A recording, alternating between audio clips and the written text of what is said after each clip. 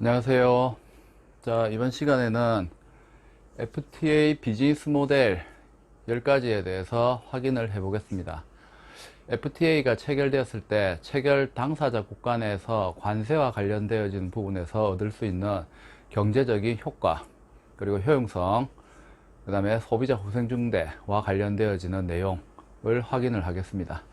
각각의 10가지 비즈니스 모델은 FTA 협정이 체결되기 전, 그리고 FTA 협정이 체결된 이후에 발생되어지는 경제적 효과, 그리고 3국 간 FTA 협정이 체결되어져 있는 국가, 그렇지 않는 국가들 간에 있어서 수출입, 그리고 원자재를 수입을 해서 제조 생산해서 수출하는 경우 어떠한 경제적 효과가 발생될 수 있는지, 이와 관련되어지는 내용에 대해서 10가지로 나누어서 확인을 해 보겠습니다. 실제로는 10가지인데 우리가 이야기할 거는 9가지 정도가 될 거예요. 한 가지는 개성공단하고 관련되어지는 비즈니스 모델이 있는데, 여러분들도 잘 아시겠지만 현재 개성공단하고 관련되어지는 사업이 추진되지 않고 멈춰져 있는 상태이기 때문에 이 모델은 생략을 하고 나머지 9가지 형태와 관련되어서 한 개 한 개 확인을 하겠습니다.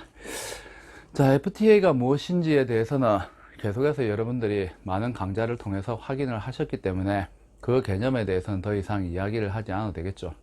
잠시 이제 우리가 무역 장벽하고 관련되어지는 내용에 대해서 한번 확인을 해보고 모델에 대해서 세부적으로 내용을 확인하겠습니다. 자, 우리가 국제 상거래를 수행할 때 장벽이 존재한다라고 하는 건 알고 있죠, 여러분들이. 이 장벽은 직접적 장벽하고 간접 장벽하고 크게 두 개로 구별을 할 수가 있어요. 물론 가장 큰 장벽은 문화입니다. 문화. 종교나 문화하고 관련되어진 장벽은 정말 극복하기 힘든 거죠. 이거는 교육으로서도 해결할 수 없고, 그래서 이런 원천적인 장벽 또 역시 무역 장벽이 될 수 있어요. 직접 장벽이라고 하는 것은 실제 국제 상거래를 수행을 할 때 수출하고 수입하고 관련되는 데 있어서 제한 조치가 발생되는 겁니다. 제일 대표적인 게 쿼터 제도예요. 쿼터 제도. 근데 쿼터 제도를 우리가 대부분 이렇게 얘기 많이 하죠. 수량 제한이라는 용어를 씁니다. 사실은 수량 제한을 쿼터 제다 해서 이꼴로 해서 우리가 등식화 시켜서 개념을 정립하는 것은 잘못되었어요. 이 쿼터 제도는 수량으로 제한할 수도 있고 금액으로도 제한할 수 있어요. 오히려 현대무역에서는 수량으로 제한하는 건 거의 없습니다. 전부 금액으로 제한합니다. US 달러 100만 달러 이상 올해는 카메라 수입 못한다, 이런 식으로 해서 우리가 제한 조치를 펼치지, 카메라 1000개 이상 수입하지 못한다, 이렇게 해서 직접 1개, 2개, 3개, 4개로 수량 제한을 하지 않아요. 근데 워낙 이 수량 제한이라는 용어가 일반적으로 많이 우리가 활용이 되고 사용을 하고 있다 보니까 쿼터 제도가 수량 제한이다, 이렇게 이제 잘못 이해하고 있는 사람들이 거의 대부분입니다. 일부는 맞죠. 수량으로도 제한할 수 있어요. 근데 금액 제한이 있다라는 거. 그래서 쿼터 제도를 얘기할 때는 금액 제한하고 수량 제한하고 두 가지를 다 이야기를 해야 됩니다. 대강 해서 대충 해서 개념 정립을 하는 것 자체가 나중에 큰 오류에 빠질 수 있는 부분이기 때문에 특히 여러분들은 정확하게 처음부터 모든 개념을 정립하셔야 돼요. 자, 그리고 간접 장벽이 있을 수 있어요. 직접적으로 우리가 금액으로 해서 수입하고 관련되어지는 부분에 있어서 제동을 거는 것 외에 우리가 이제 간접적으로 무역하고 관련되어서 제동을 걸 수 있는 게 있는데, 요 간접 장벽 중에 가장 대표적인 게 우리가 FTA하고도 관련되어서 늘 나오는 바로 관세 장벽입니다. 관세 장벽. 자, 이 관세는 관세 영역이라는 부분하고 일단 보세 구역이라는 부분하고 두 가지로 나누어서 생각을 해야 돼요. 예를 들면 우리나라 주권이 미치는 범위가 무엇입니까? 한 나라의 주권이 미치는 범위, 국경이라고 부르죠. 국경. 국경은 영토, 영해, 영공 세 개로 구별을 하죠. 그럼 하늘하고 바다를 일단은 경계선을 짓는 것 자체가 상당히 육안으로 경계선을 짓는 것 자체가 어렵기 때문에 우리가 영토를 가지고 이야기를 한번 해보겠습니다. 그러면 관세법이라는 법규가 있죠. 우리나라에는 무역 관련 3대 기본법 중에 한 개죠. 대한민국 국회의 동의를 얻어서 법률에 의거해서 제정되었습니다. 이걸 우리가 조세법률주의라고 부르죠. 조세법률주의. 그래서 조세법률주의 입장에서 제정된 우리나라 국내법이 바로 관세법이에요. 그 말은 우리나라 주권이 미치는 범위 내에서만 적용이 된다라는 겁니다. 미국 사람 보고 우리나라 관세법을 지키라 라고 강요할 수 있습니까? 영국 사람 보고 우리나라 관세법을 지키라고 우리가 강요할 수 있어요. 그런 일은 일어날 수가 없죠. 대한민국 국내법이에요. 국내법. 자, 그러면 이 관세법이 영향을 미칠 수 있는 지역, 이 지역을 우리가 관세 영역이라고 불러요. 관세 영역. 그 다음에 보세구역은 뭐냐면 대한민국 관세법이 일시적으로 적용이 되지 않는 지역이에요. 그래서 관세가 유보, 보류되었다 해서 우리가 이것을 보세구역이라고 얘기합니다. 보세구역. 주로 이제 우리나라는 삼면이 바다로 둘러싸여져 있기 때문에 공항이나 항만 근처가 대부분 다 보세구역이에요. 그리고 이 보세구역을 제외하고 대한민국 관세법이 영향을 미치는 이 지역들, 여기를 우리가 관세영역이라고 얘기하죠. 관세영역. 따라서 대한민국 관세법상 외국 물품이 국내에서 사용 소비되기 위해서는 법에서 정한 합법적인 절차를 반드시 거쳐야 됩니다. 그렇지 않고 국내에 반입이 되어서 몰래 반입이 되어서 사용 소비되는 것, 그게 바로 밀수입이죠. 밀수라는 건 바로 요거예요. 외국에서 어떤 선박이 물품을 가지고 와서 일시적으로 보세구역에다가 어차피 관세법이 지배되지 않는 지역이기 때문에 물품을 내려놓을 수 있어요. 환적이나 기타 여러가지 사정으로.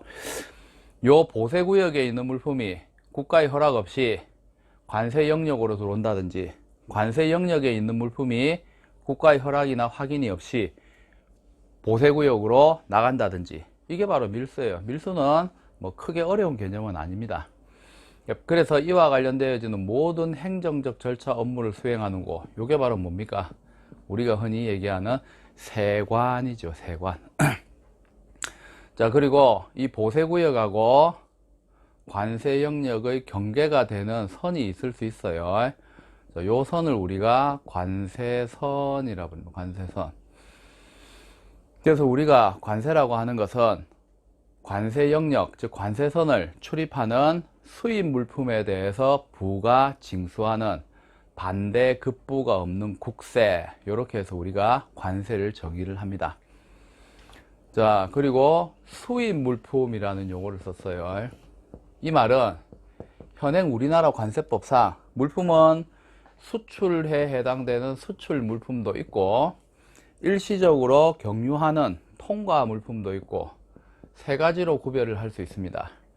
자, 우리나라 관세법에는 수입 물품에는 관세를 부과한다, 이렇게 되어 있어요. 수입 물품에는. 에만 아니에요. 이건 국어 능력입니다. 에는 하고 에만의 차이점을 모른다라고 할 때는 아, 내가 국어를 참 못하는구나 라고 생각하시고 다시 국어책을 열심히 읽으시면 돼요. 수입 물품에만이라고는 안 돼 있어요. 수입 물품에는 관세를 부과한다. 수입 물품에만 부과한다라고 했을 경우에는 예외가 없다는 뜻이에요.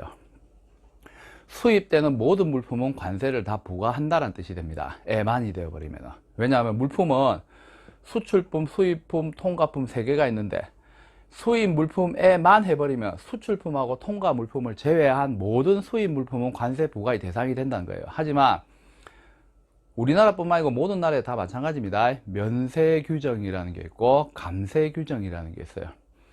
그리고 처음부터 상품의 가치가 없는 물품들도 있을 수 있습니다. 당연히 가치가 없는 물품들인데 이에 대해서 세금을 부과한다. 있을 수 없는 일이죠. 그래서 수입 물품에만 관세를 부과한다라고 했을 경우에는 다른 예외적 규정이 없고 모든 수입되는 물품은 다 관세를 내야 된다는 뜻이에요. 근데 항상 예외 규정이 있기 때문에 수입 물품에는 관세를 부과한다고 되어 있어요. 그래서 수입 물품 중에 예외적으로 관세가 부과되지 않는 물품이 있다. 이 기본적인 조사와 관련되어지는 것은 요즘은 중학생들 중학교 때 배웠죠, 여러분들 이거. 예, 아마 중학교 때 배웠을 거예요. 뭐 더 깊이 얘기하면 국어 시간이 되니까 그거는 이제 일단 일설하고. 그래서 그 관세와 관련되어진 이 세금은 일단 수입품에 대해서 부과 징수한다라고 되어 있어요. 예, 수출하는 물품에 우리가 관세를 부과하게 되면은 당연히 수출 물품의 국제 시장 가격이 높아지게 됩니다. 그러면 국제 시장에 나갔을 때 우리나라 물품이 가격이 높아지기 때문에 가격 경쟁력을 잃게 돼요. 우리는 수출 말고는 먹고 살 수 있는 방법이 없는 나라지요. 천연 지하 자원도 부족하고 여러분들처럼 그 브레인 똑똑한 사람밖에 없습니다. 그래서 물건을 제조 생산해서 수출을 해야 되는데 품질도 뛰어나지만 이왕이면 가격도 저렴하다면 구매하지 않을 이유가 없겠죠. 그래서 수출하는 물품에는 관세를 부과를 하지 않습니다. 근데 이건 우리나라뿐만 아니고 전 세계적으로 다 마찬가지예요. 근데 모든 나라들이 수출하는 물품에 관세를 부과하지 않는 건 아니에요. 개발도상국이나 그리고 우리가 옛날에는 후진국이라는 용어를 썼죠. 이런 나라들 같은 경우에는 그 실제로 물건을 수출하는 경우에도 관세를 부과합니다. 왜냐하면 국가가 재원을 확보할 수 있는 방법이 없기 때문에. 그래서 수입하는 물품에도 수출하는 물품에도 전부 다 관세를 다 부과를 시킵니다. 그리고 선진국도 역시 수입 자국 산업 보호를 위해서 수입 물품에 모든 국가들이, 거의 대부분이 아니에요, 모든 국가들이 다 이 관세와 관련되어지는 부분에 대해서는 굉장히 철저하게 부과 징수하는 그런 법규를 다 가지고 있어요. 자국의 국내법 규정에 의거해서 눈에 보이지는 않지만 우리가 무역하고 관련되어서 큰 장벽이 될 수 있는 게 바로 이 관세 장벽입니다. 관세 장벽. 자, 그래서 이 관세 장벽을 조금이라도 완화시킬 수 있다면, 상호 도움이 될 수 있다면, 의견의 일치를 보는 국가가 있다면 이와 관련되는 부분에 있어서 상호 협정을 체결을 하죠.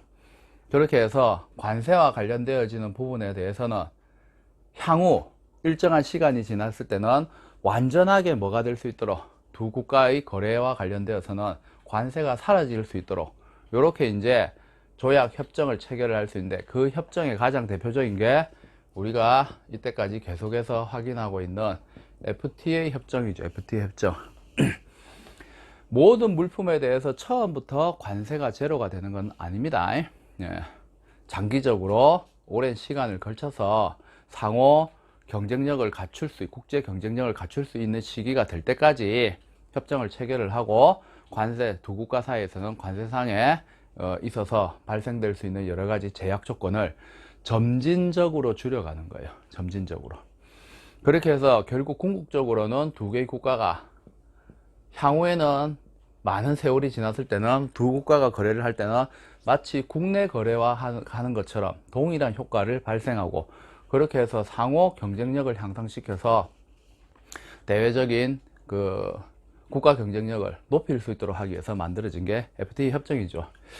자, 이런 FTA 협약, FTA 협정하고 관련되어지는 비즈니스 모델이 여러 개가 있을 수 있는데, 자, 앞에 미리 여러분들 그 중간에 그림을 그려서 진행을 하면 시간이 오래 걸릴 것 같아서 미리 그림을 3개 그려놨습니다.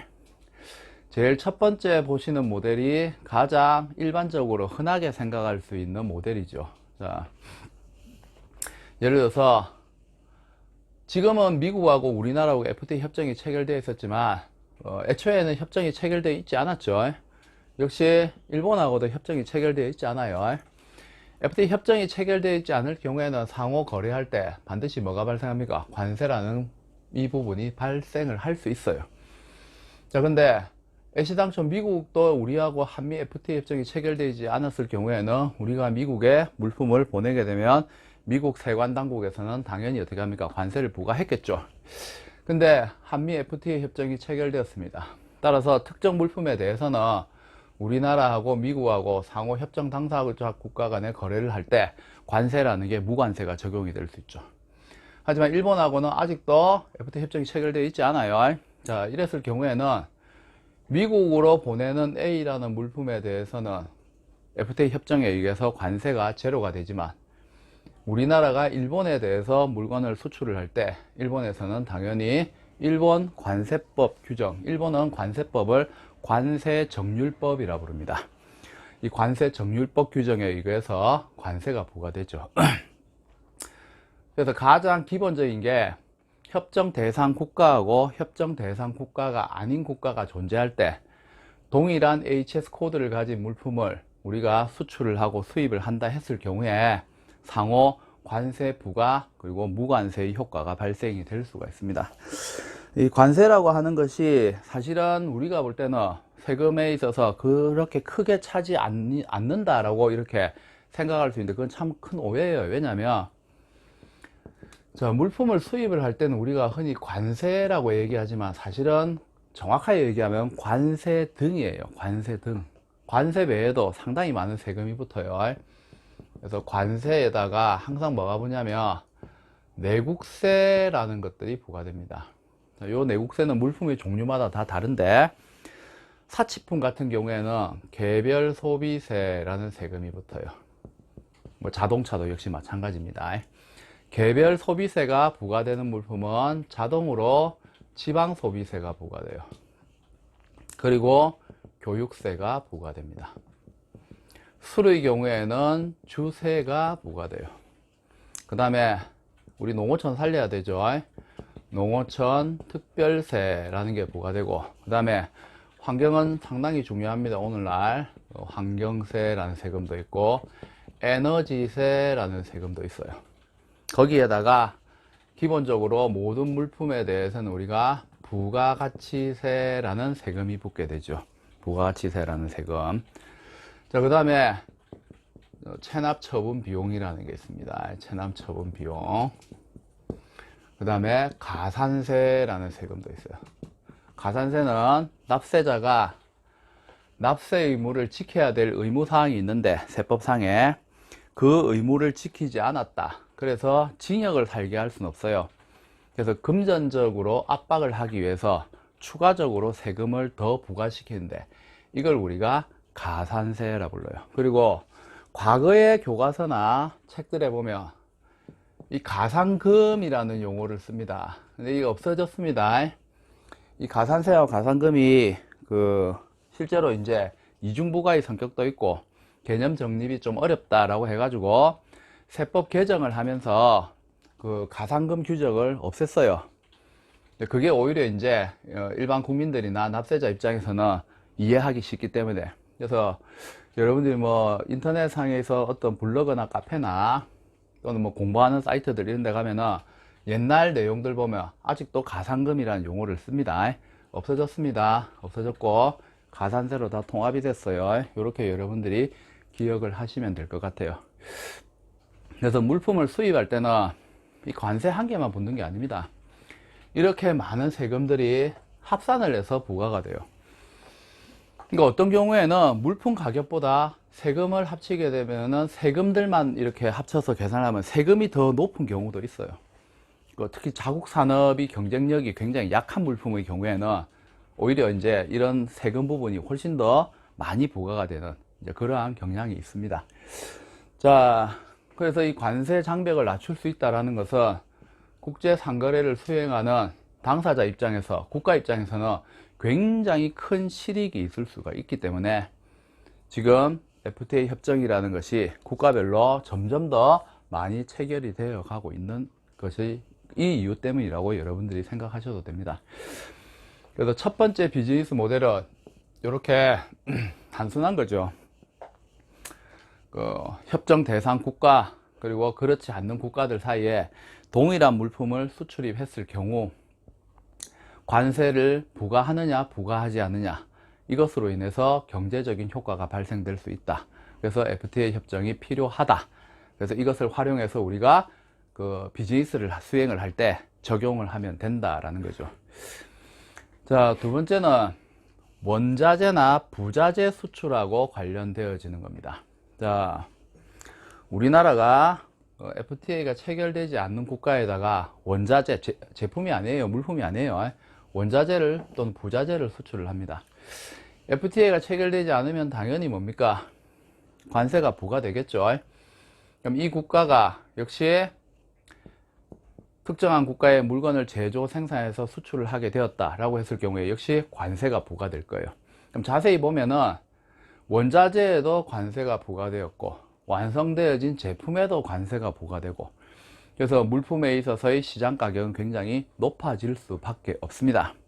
근데 예를 들어서 이 물건을 제조, 생산하는 국가가 원자재를 수입하는 우리나라, 그리고 자신들이 완성품을 수출하는 국가, 예를 들어서 일본이라 칩시다. 이 일본하고 양쪽으로 모두 FTA가 체결되어 있다라고 했을 경우에 우리나라에서 원자재 수입할 때 관세가 붙지 않을 거예요. 그리고 이 국가가 일본하고 FTA가 협정이 체결되어 있다, 물건을 제조, 생산할 때 관세의 제로상의 혜택을 받는다라고 했을 경우에 실제로 이 금액하고 관련되어진 부분에 있어서 관세가 빠졌다라고 하는 것은 제품에 있어서의 품질이나 이런 건 지금 현재 다 동일해요. 물품에 있어서의 가격이 굉장히 인하되는 현상이 발생하죠. 품질이 뛰어난다면은 실제로 수입하는 양은 점점 더 늘어날 수 있을 거예요. 물건을 제조, 생산 많이 하니까 원자재 수입도 굉장히 많이 하겠죠. 그러면 삼국 모두 뭐가 될 수 있습니까? 경제적으로 굉장히 큰 실익을 얻을 수가 있는 거죠. 그래서 FTA 협정과 관련되어진 부분은 단순하게 제품을 생산하는 것 외에 원자재, 부자재 생산하고 관련되어지는 부분에서도 적용을 받을 수가 있고, 특히 두 개의 국가가 아니고 세 개의 국가 사이에 FTA가 상호 체결되어져 있을 경우에 발생될 수 있는 경제적인 효과는 훨씬 더 크다. 그래서 이런 모델을 바탕으로 해서 우리가 해외 시장 개척을 할 때 기업들이 우리가 제조 생산 기업이냐, 원자재를 수출하는 기업이냐, 거기에 따라서 이제 어떤 비즈니스 모델을 적용할 수 있는지 우리가 한 번 더 고려해 볼 수 있다라는 거죠. 자, 세 번째 같은 경우에는 한 개의 국가하고 한 개의 국가, 예를 들어서 우리나라가 수입 국가라고 봅시다. 우리나라하고 FTA가 체결되지 않은 국가에서 물품을 수입을 하게 되면은 당연히 관세가 부과돼요. 반면에 우리나라에서 FTA가 체결된 국가로부터 물품을 수입하게 되면 무관세 효과가 발생을 하죠. 자, 그러면 여러분들이 원자재를 수입을 해서 수출을 하는 기업 입장이다. 그러면 이 비즈니스 모델을 적용하는 게 굉장히 효과가 있겠죠. 그래서 애시당초 물론 기본적인 요건은 원자재의 질적인 측면에서는 아무런 차이가 없다라는 전제 조건이 있습니다. 기존에 우리가 거래하던 국가에 있는 기업은 이 국가가 FTA 협정이 체결되지 않았기 때문에 물품을 수입할 때 관세가 40%가 부과된다. 근데 최근에 우리가 체결한 FTA 협정 체결 국가에 우리가 늘 쓰던 이 원자재와 동일한 물품을 제조 생산하는 기업이 있다라고 칩시다. 그러면 이 국가에 있는 기업으로부터 물품을 수입을 하게 되면 관세상에 있어서의 40%라는 부분에서 혜택을 볼 수가 있어요. 그러니까 물건을 제조 생산해서 우리가 제3국으로 수출을 할 때 역시 국제시장 가격이 원자재에 부과되었던 관세가 사라져 버리게 됐죠. 그래서 국제시장 가격이 낮아지는, 그래서 가격 경쟁력이 굉장히 높아지는 이러한 현상이 발생이 될 수 있습니다. 그래서 이제 만약에 여러분들이 이런 회사에 여기에 해당되는 기업이다 라고 했을 경우에는 기존의 거래처도 중요하지만 FTA 협정이 체결되어진 국가에서 동일한 원자재를 생산을 하고 있다면 우리가 수입선을 바꾸는 것도 기업 입장에서는 굉장히 큰 실효가 있을 수 있다. 이렇게 우리가 이해를 할 수 있겠죠. 자, 일단 세 가지 비즈니스 모델에 대해서 확인을 했습니다. 다음 시간에는 나머지 9가지 중에서 9가지죠. 7가지. 7가지죠. 7가지 중에서 한 개를 빼고 개성공단 거 빼고 6가지 비즈니스 모델에서 여러분들하고 다시 한번 확인을 하겠습니다. 자, 다음 모델은 네 번째 모델입니다. 자, 수입선 전환하고 관련되어진 모델이죠. 자, 우리가 물건을 제조 생산하는 국가인데 원자재를 수입을 해서 그 다음에 다른 제3국으로 수출을 하는 그러한 기업의 입장에서는 FTA가 체결되지 않았을 때는 원자재를 수입해서 물건을 제조 생산해서 수출을 하면 수출에 제공되어진 만큼 수입 시 냈던 관세를 환급을 받을 수가 있어요. 자, 그리고 FTA가 체결되지 않는 국가에 수출을 하게 되면 우리가 원자재에 대해서는 관세상의 환급 효과가 있었지만 수출과하고 관련되어진 완성품에 대해서는 역시 관세를 부과를 해야 됩니다. 근데 원자재를 제조 생산하는 그 국가하고 FTA 협정이 체결이 되었어요. 또는 우리하고 FTA 협정을 체결한 국가가 똑같은 우리가 기존에 수입을 하고 있던 원자재 수출과하고 동일한 원자재를 제조 생산한다면 원자재 수입하는 수입선을 바꿀 수가 있겠죠. 요때 이제 생각해야 될 게 뭐냐. 자, 기업 입장에서는 이 생각을 해야 됩니다. 무조건 FTA가 체결되었기 때문에 우리가 관세상의 혜택을 볼 수 있기 때문에 우리가 유리할 것이다. 즉 원자재 수입과 관련된 부분에서 유리할 것이라고 무조건 생각해서는 안 돼요. 이 관세 환급하고 관련되어지는 부분에서 우리가 얻을 수 있는 이득, 그리고 관세가 부과되지 않는 부분에서 얻을 수 있는 이득, 이 차이, 갭을 먼저 확인을 해야 됩니다. 기업 입장에서는. 관세를 100원을 냈는데 우리가 환급을 60원을 받는다. 근데 현재 우리가 물품을 수입할 때 이 국가와 협정이 체결돼서 관세와 관련되어진 부분에 있어서의 효과가 40원 밖에 되지 않는다라고 한다면은 굳이 우리가 기존에 있던 그 거래처를 바꿀 필요는 없어요. 그래서 요 환급하고 관련되어서 우리가 얻을 수 있는 혜택, 그리고 수입선을 변화를 시켰을 때 우리가 관세상에 얻을 수 있는 혜택, 요 두 개를 비교를 해서 기업 입장에서 어느 것이 유리하느냐에 따라서 수입선을 바꿀 수도 있고 바꾸지 않을 수도 있어요. 그러니까 요걸 이제 면밀하게 조사 검토를 해야겠죠. 그리고 실제 수출하고 관련되어지는 부분에 있어서 우리가 FTA 협정이 체결되어져 있는 국가가 있다. 또는 이제 여러 가지의 일반 특혜 관세 제도와 관련되어진 부분에 있어서 혜택을 볼 수 있는 국가가 있다면 당연히 물건 수출을 하는 데 있어서, 물품을 수출하는 데 있어서는 관세상의 혜택을 볼 수가 있겠죠.